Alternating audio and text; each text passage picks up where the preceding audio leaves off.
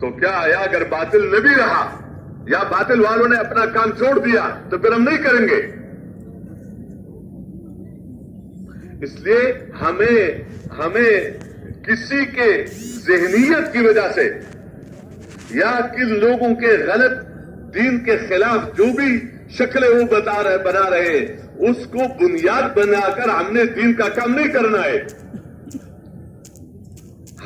ہم نے حکم پورا کرنے کی وجہ سے کیا ہے کام کرنا ہے کہ میری ذمہ داری ہے. بلکہ بتایا کہ اگر باطل کے تاثر کی وجہ سے کام کرو گے تو اگلا درجہ یہ ہوگا کہ ان راستوں کو تلاش کرو گے جن راستوں سے باطل پھیلتا ہے.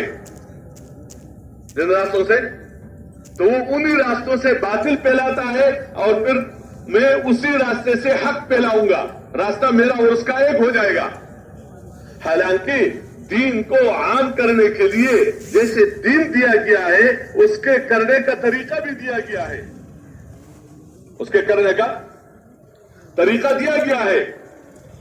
اچھا پھر ایک بات ضمن میں یہ بھی عرض کر لوں.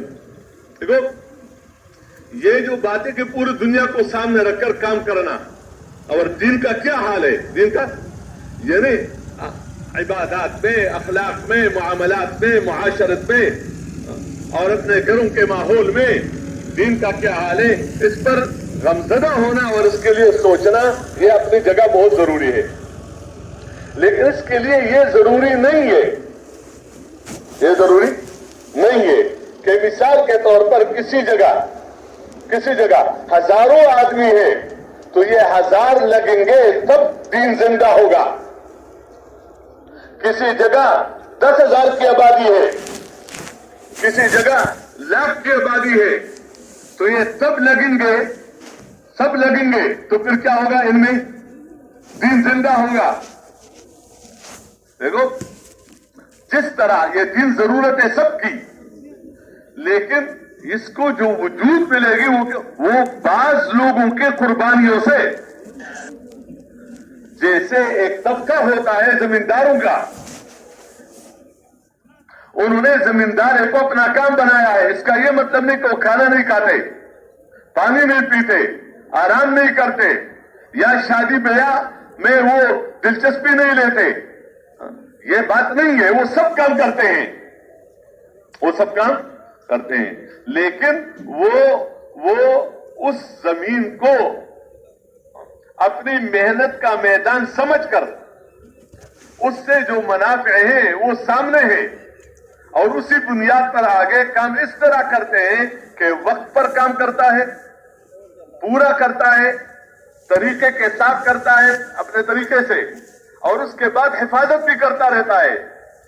یہ مجموعہ ذریعہ بنتا ہے کہ لوگوں کو گندم ملے لوگوں کو پھل اور فروٹ ملے. وہ ان کو اپنی ضرورت کی چیز مل جاتی ہے. اس کے پیچھے اس خاص طبقے کی محنت ہے. اس طرح یہ کم از کم یہ فرض کفایہ کے طور پر کہ جس محلے میں ہزاروں آبادی ہے سینکڑوں لوگ ہیں تو کم از کم 10-20 تو ایسے ہو جو اس کام کو آگے رکھ کر کام کرے. دیکھو شیطان رخ ہمارے سے اپنی ذات کے بجائے لوگوں کی طرف پھیرتا ہے. حالانکہ مسئلہ یہ ہے کہ اپنے کو دیکھو اور اپنی ذمہ داری کو دیکھو اور اللہ کو دیکھو. وہ تو جب کسی کی محنت کرتے کرتے ایک سطح پر پہنچ جاتا ہے اور وہ اللہ کے ہاں قبول ہو جاتا ہے تو دلوں کا پھیرنا اللہ کا کام ہے. دلوں کا پھیرنا اور صحیح پر لانا وہ تو اللہ ہی کا کام ہے. اس لیے جو مجموعہ ہے وہ اس محنت کی شکلوں میں آگے بڑھے. میں یہ بات واللہ عالم کس حد تک کر سکا یا نہ کر ورنہ بندے کو اپنے کام کے نہج اور اپنے کام کے طریقے میں یہ شک میں پڑ جاتا ہے. کیا شک میں کہ بس تعلیم ہو رہی ہے گشت ہو رہا ہے روزے ہو رہا ہے اس سے کیا ہوتا ہے. اس لیے کچھ اور کرنا چاہیے. میرا یہ مطلب اس سے نہیں ہے. دیکھو دین کے بہت سارے شعبے ہیں اور دین کے بہت سارے کام ہیں جس پہ ایک خاص مجموعہ لگا رہتا ہے. اس لیے ہمارے تبلیغ میں کیا بتایا جاتا ہے کہ دین کے نام پر جتنی محنتیں ہو رہی ہیں تو ان کی قدردانی کرو. ان کی کیا کرو؟ ان کے لیے دعائیں کرو. ان پر تنقید نہ ہو، تنقیص نہ ہو، تقابل نہ ہو، تردید نہ ہو، لیکن اپنے کام کو اپنے اصول اور آداب کے ساتھ اس یقین کے ساتھ کرو کہ یہ اصلاح نفس کا اور اپنی تربیت کا اور لوگوں کے اندر دین آنے کا یہ بھی ایک بہترین ذریعہ ہے اور بہترین راستہ ہے. اس میں شک نہ ہو. اس میں کیا نہ ہو؟ شک نہ ہو. اس لیے یہ کام تو ہمارے ہے اصلاح کی بنیاد پر. جیسے ہمارے بڑے ہمیں بتاتے ہیں کہ اس راستے میں وہ استقامت کے ساتھ چلے گا، خواہ نکلنے کے تقاضے ہو یا مقام پر، جو اپنے کو محتاج سمجھ کر کام کرے. اور جس وقت یہ اپنے ذہن میں اپنے سے فارغ ہو گیا اور اس کے اندر یہ بات ہوگی کہ یہ بیرونی گشت کرنا یہ دوسرے محلے والوں کی ضرورت ہے، اور مقام پر گشت کرنا یہ اپنے محلے والوں کی ضرورت ہے، یا سروجے میں جانا یہ بستی والوں کی ضرورت ہے، اور چلے کے لیے جانا یہ ملک والوں کی ضرورت ہے، اور 7 مہینے سال کے لیے جانا یہ ملکوں کی ضرورت ہے، اس لیے میں انہی کے لیے جا رہا ہوں، تو یہ چل نہیں سکتا ہے. تو میں بہرحال عرض کر رہا تھا کہ ہمارا یہ ایک کام ہے، تو اپنے گھر میں یہ ذمہ داری ہے کہ دیندار بناؤ. اس کے لیے جو ہمارے ہاں طریقہ بتایا جاتا ہے تو کیا ہے کہ تعلیم ہو. تو اس تعلیم کے ذریعے سے گھر کے ہر فرد کو ذاکر بنانا ہے، گھر کے ہر فرد کو قرآن سیکھنے والا اور سکھلانے والا بنانا ہے، گھر کے ہر فرد کو فرائض کے پورا کرنے والا، نمازوں کا، روزے کا، جو بھی زکوٰۃ فرض ہے اس کا، حج ہے اس کا، تو اس فریضے کے ادا کرنے والا بنانا ہے. اور گھر کے ہر فرد کو اچھے اخلاق والا کہ وہ اپنے جو ضرورت مند اور محتاج ہے ان کی ضرورتوں کو پورا کرے، اور گھر کے ہر فرد کو سنت کے مطابق زندگی گزارنے والا اور رات کو اٹھ کر اللہ پاک سے مانگنے والا بنانا ہے، اور دین کے لیے فکر مند کرنا ہے. یہ ہمارے ہاں کچھ عنوانات ہوتے ہیں، یہ صرف سمجھانے کے لیے ہوتے ہیں. مثال کے طور پر گھر کے تعلیم، گھر کے اعمال. ہم دیکھیں مسجد میں تو مسجد کی تعلیم، تو محلے کے اعمال ہیں ہمارے ہاں. ایک تم یہ جو 5 کام ہے، ایک محلے کے اعمال کیا کہ ہر ایک قرآن پڑھے، ہر ایک ذکر کرے، ہر ایک تلاوت کرے، ہر ایک اپنے عمل کو سنت کے مطابق کرے، ہر ایک اپنے جان اور مال کو سنت کے مطابق خرچ کرے تاکہ اللہ کا دین عام ہو جائے، لوگوں کے حقوق بھی پورے ہو. یہ اس کی دعوت ہے 6 نمبروں میں، اور ان فضائل کے ذریعے سے ان کا شوق پیدا کرنا ہے. اس طرح گھر میں بھی اجتماعی طور پر اس کی تعلیم ہے. اس کی کیا ہے؟ تعلیم ہے. جیسے میں نے پہلے عرض کر لیا کہ گھرانے کی تعلیم ہے. ہاں اگر بالفرض صرف مستورات ہیں تو پھر وہ آپس میں جمع ہو کر تعلیم کر لے. مرد ہے تو کوئی شکل اور نہیں تو پردے میں کرے، اور مرد اگر شریف ہو سکے بہت اچھی بات ہے، لیکن کبھی کبھی تقاضے ہوتے ہیں، کبھی کس کام میں تو یہ اپنے گھر میں مستورات اس کا اہتمام کرے تاکہ ہر اس گھر میں جو جماعت ہے یہ اعمال ان کا اہتمام ہو. سیکھنے سکھانے کا بھی، اب سیکھنا سکھانے کا بچے بھی سیکھے، اس کا نظام یہ خود بنا دے، بچیاں سیکھے اس کا نظام یہ خود بنا دے ہر ایک عمل کا. ساتھ ساتھ یہ ہے کہ نکلنے کی ترتیب بھی ہو، کہ ان گھر والے مستورات کے ساتھ بھی فکر ہو کہ مرد اللہ کے راستے میں نکلے، اور خود بھی روزوں کے ترتیب سے ان کی ترتیب بنے، جیسے ہر دوسرے تیسرے مہینہ ان کا روزہ لگے، پھر 15 دن لگے، پھر مثلا ملکوں میں جائیں اور جماعتیں اپنے گھر میں ٹھہرائے. جیسے باہر سے جماعتیں آتی ہیں، مقام والوں کے ذمہ ان کی نصرت ہے اور ان کے ذریعے سے کام بڑھانا ہے. اس طرح محرم مستورات کی جماعتیں گھر پر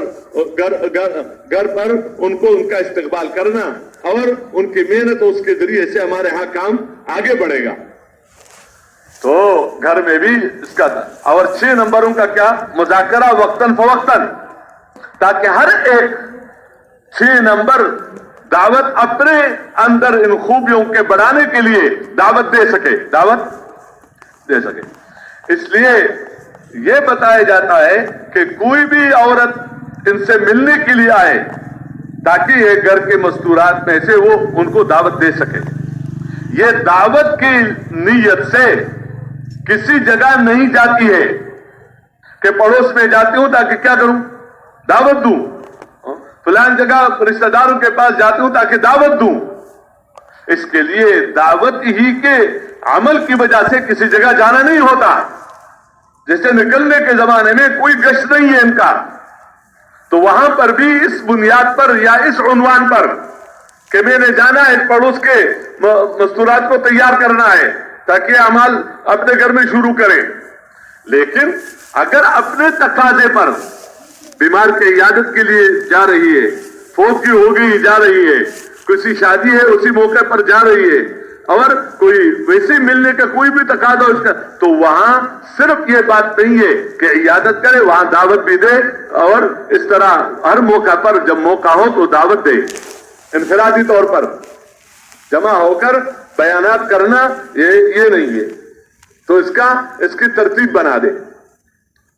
ہاں اگر کسی جگہ ہفتواری تعلیم ہے اور وہ قریب ہے، وہ جہاں کے لیے ہے، تو وہاں پر جانا یہ ٹھیک ہے. مشورے سے جگہ طے ہے تو وہاں جانا چاہیے. اس محلے میں دور دور جانا یہ مناسب نہیں ہے، یا بہت زیادہ کا جمع کر دینا مناسب نہیں ہے. تو بہرحال اس طرح گھر میں یہ جماعت ہے، اس جماعت کے اپنے انفرادی اعمال بھی ہو اور ان کے اجتماعی طور پر صرف کیا ہے؟ تعلیم ہے اور 6 نمبروں کا مذاکرہ ہے. اب مثلا جماعت جا رہی ہے، جماعت اب اس میں مشورہ کر لے کیسے روزے میں کون جائے، مردوں میں سے چلو کوئی کون جائے، چلے کی جماعت ہے اس میں مشورہ کر لے، 15 دن کی جماعت ہے اس میں مشورہ کر لے، تاکہ ہر کام کس کے ساتھ ہو. یا اپنے گھر کے جتنے بھی کام ہے، آگے دینداری ہے جو اس محنت کے ذریعے سے دین زندہ کرنا ہے کہ آپ کا کام مشورے سے ہو. کیا ہو؟ تو صرف یہ نہیں کہ تبلیغ میں مشورہ، بلکہ گھر کا کوئی بھی مسئلہ ہو تو اس پہ کیا کرنا چاہیے؟ مشورہ کرنا چاہیے. اور اگر اس کے علم کے ساتھ تعلق ہے، دین کے ساتھ تعلق ہے آگے، تو اس کا طریقہ علماء سے معلوم کر لینا چاہیے. لیکن مستورات اپنے مردوں کے ذریعے سے مسائل معلوم کریں، ان کو کہے کہ یہ مسئلہ میرے لیے پوچھ لو کسی مفتی سے. بہرحال یہ جو جماعت ہے اپنے مشورہ، اپنے روزانہ کی محنت، تعلیمیں، اس طرح دونوں گشتے سے روزہ، اس کے ذریعے سے آہستہ آہستہ کام آگے بڑھے تاکہ مشورے میں افراد زیادہ بیٹھے، روزانہ زیادہ جوڑیاں بنے، تعلیم میں مجمع بڑھتا چلا جائے، گشتوں میں ایک جماعت کے بجائے 2 3 4 5 اس طرح جماعتیں بنے، بیرونی گشت میں اس طرح جماعتیں بنے، روزے میں جماعتیں یعنی بڑھتی چلی جائیں، چلہ 3 چلے کے لیے جماعتیں بڑھتی چلی جائے. اس طرح ملکوں میں جماعتوں کا آ جانا اور ساتھ ساتھ جماعتوں کی نصرت کرنا. جو جماعتیں آ گئی تو ان جماعتوں کو کیا کرنا؟ نصرت کرنا.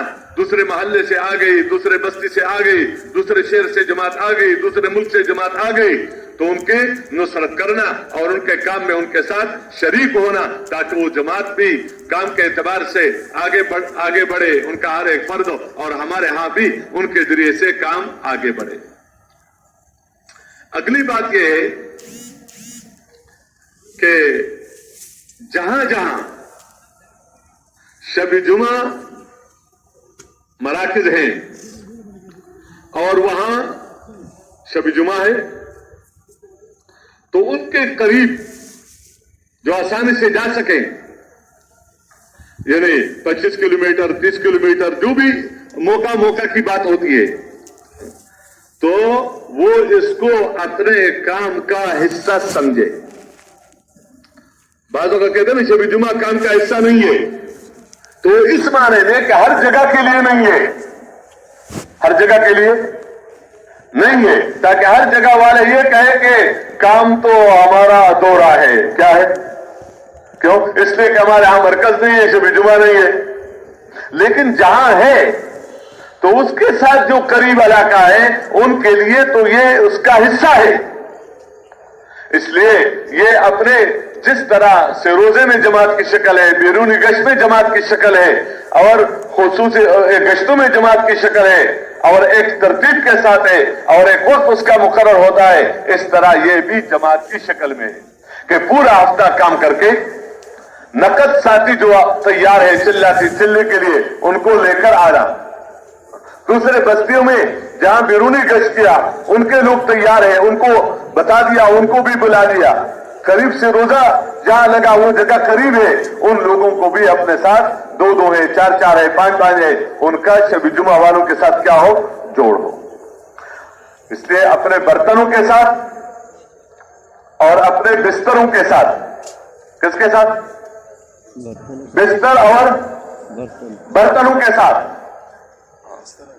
جیسے جماعت سے روزے میں جاتی ہے تو صرف بستر نہیں جاتے ہیں، کھانا وہاں خرید لیں گے، برتن لے کر جاتے ہی نہیں جاتے جماعت کی شکل میں، اور بستر بھی لے کر جاتے ہیں.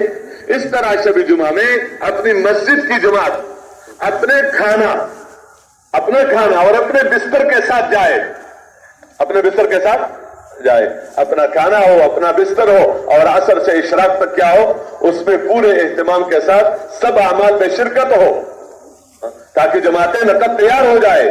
اور اس کے ساتھ جو اختلاط کی شکل ہے وہ یہ ہے کہ ہر مسجد والوں نے جو اپنے ساتھ نئے ساتھی لے کر گئے ہیں، اور یا دوسرے مسجد میں جو بیرونی گشت کے ذریعے سے ساتھیوں کو تیار کیا ہے، یا قریب جو دیہات ہیں وہ تیار ہوئے ہیں، یا جو خواص کو لے کر گئے ہیں ان کو، تو ان کو اپنے ساتھ شریک کرنا اور ان پر پوری رات جتنا ہو سکے محنت کرنا، کوشش کرنا، تاکہ وہ اپنے ساتھ مقام پر جڑ سکے اور آئندہ شب جمعہ میں بھی آئے اور آئندہ اوقات لے کر آئے. اس طرح ہر مسجد والے اپنے اس پر محنت کریں، اس کی ہم کوشش کریں.